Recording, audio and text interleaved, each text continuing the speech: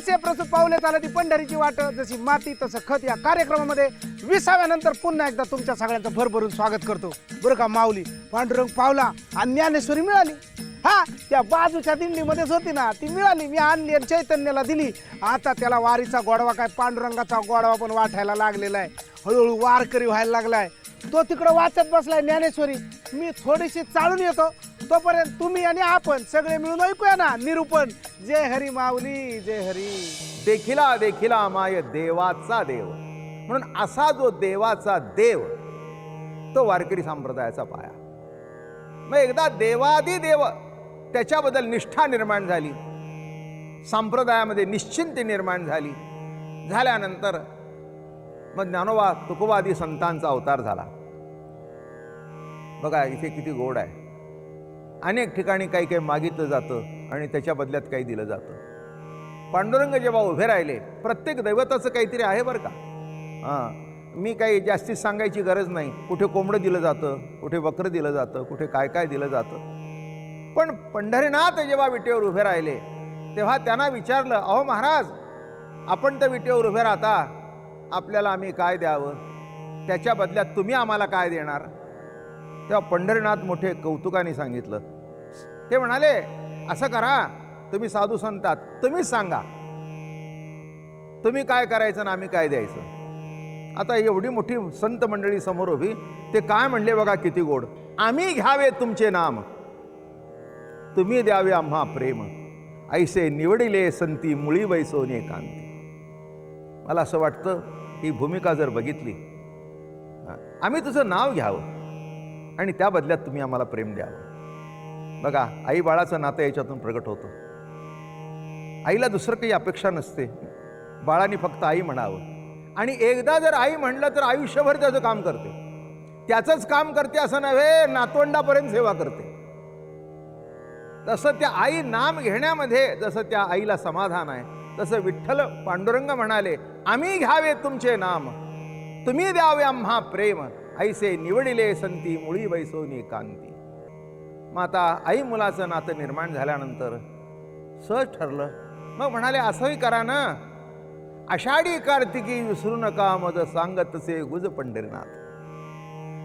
मग काय झालं? अरे म्हणाले, बाबांनो, तुम्ही तर माझ्यावर खूप प्रेम केलं, माझंही तुमच्यावर खूप प्रेम आहे. पण जसं माहेरला मुली पूर्वी जात होत्या, आता जात नाही तसं म्हणायचं काही कारण नाही आहे.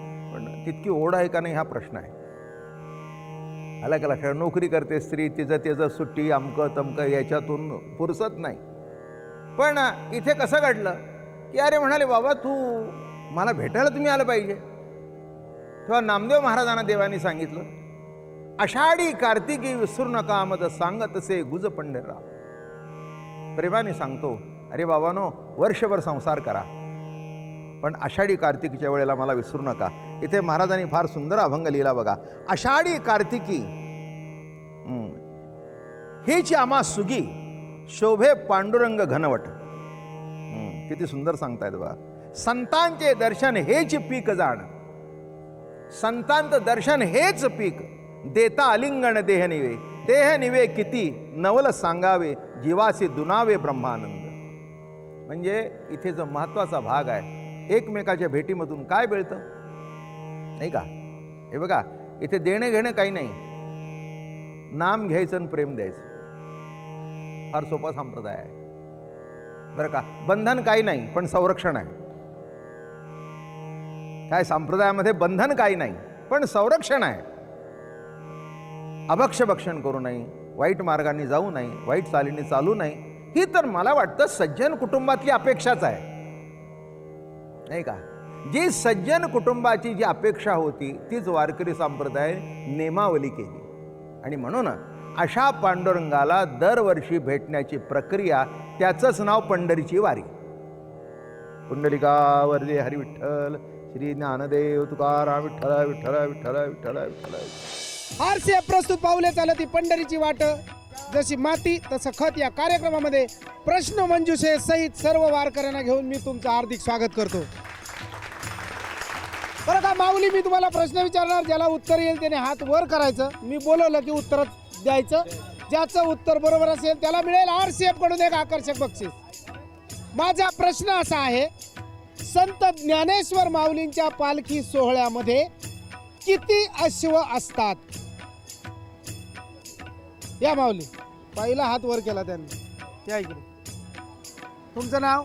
कोकणे दत्तात्रय.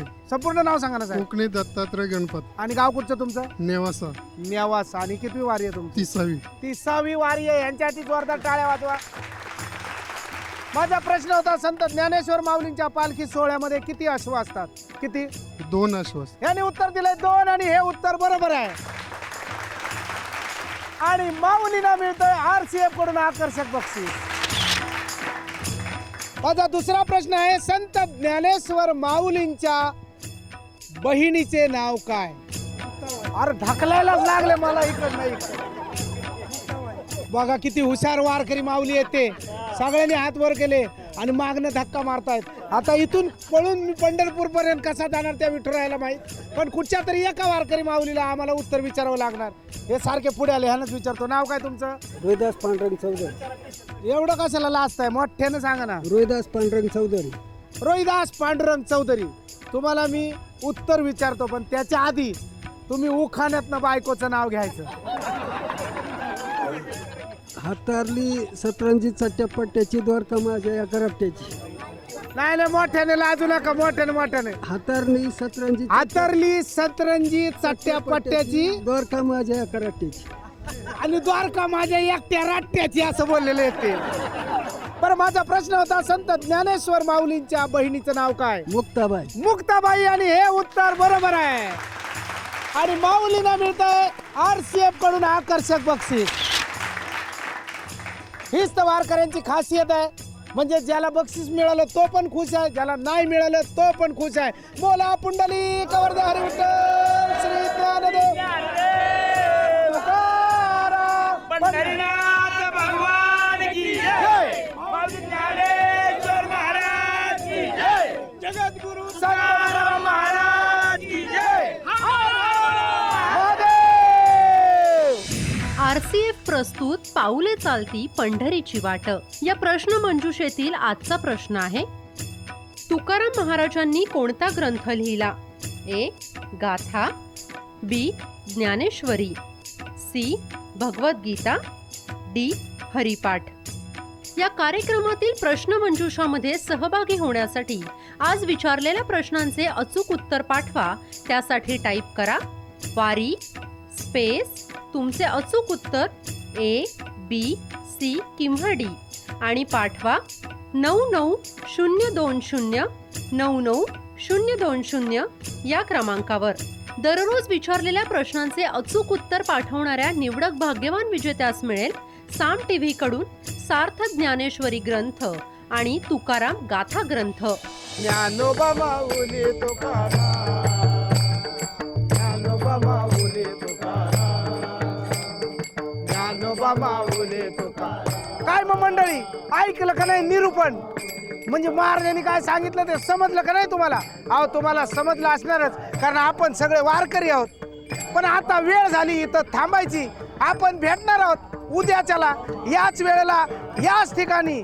तोपर्यंत म्हणा ज्ञानोबा माऊली तुकाराम, ज्ञानोबा माऊली